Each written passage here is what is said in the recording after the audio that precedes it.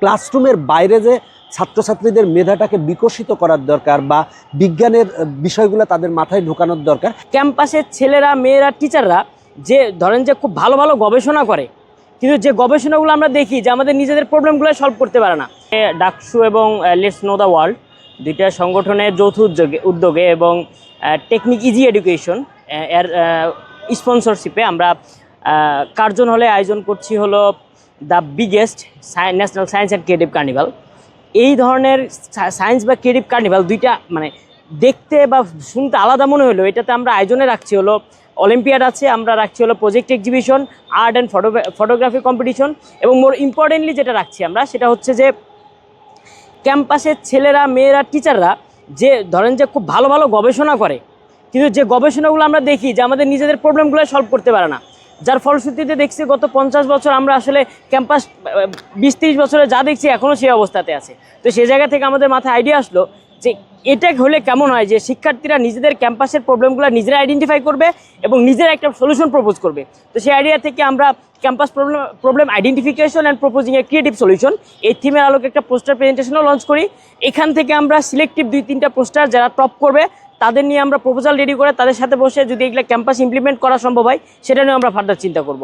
তো সর্বোপরি এই ধরনের আয়োজনগুলো বেশি দরকার এই কারণে, ধরেন যে আমরা ন্যাশনাল লেভেলে যে ধরনের বিজ্ঞান প্রযুক্তি নির্ভর বাংলাদেশ দেখতে চাই, সেই বিজ্ঞান প্রযুক্তি নির্ভর বাংলাদেশ দেখতে গেলে দেখা যাচ্ছে যে স্কুল কলেজ থেকে যে ছেলেটা বা যে মেয়েটা প্রিপেয়ার্ড হওয়া দরকার, তার মাথায় যে এই জিনিসটা ঢুকানো দরকার, এই উদ্দেশ্যকে সামনে রেখে এই অবজেক্টিভকে সামনে রেখে আমাদের এই ধরনের মূলত আয়োজন।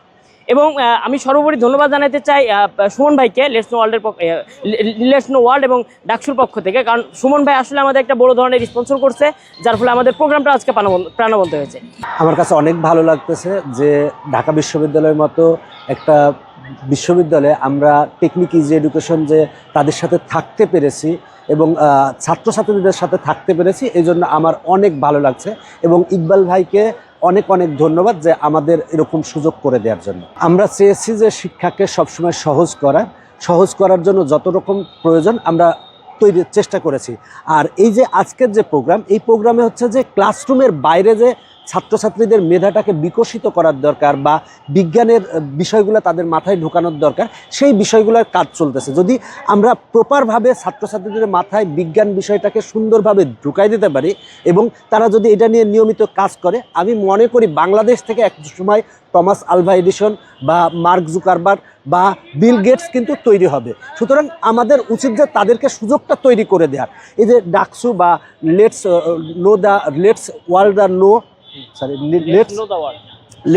দ্য ওয়ার্ল্ড এর যৌথ আয়োজনে যে প্রোগ্রামটা করেছে, আমি বিশ্বাস করি এই প্রোগ্রামের ফলে সামনে অনেক কিছুতেই ছাত্রছাত্রীরা সুযোগ পাবে এবং সামনে যদি এরকম আরও প্রোগ্রাম করা হয় তাহলে আমি মনে করি যে ছাত্রছাত্রীরা অনেক পড়াশোনার ক্ষেত্রেও এগিয়ে যাবে এবং বিজ্ঞান নিয়ে তাদের মধ্যে চিন্তাভাবনা আসবে।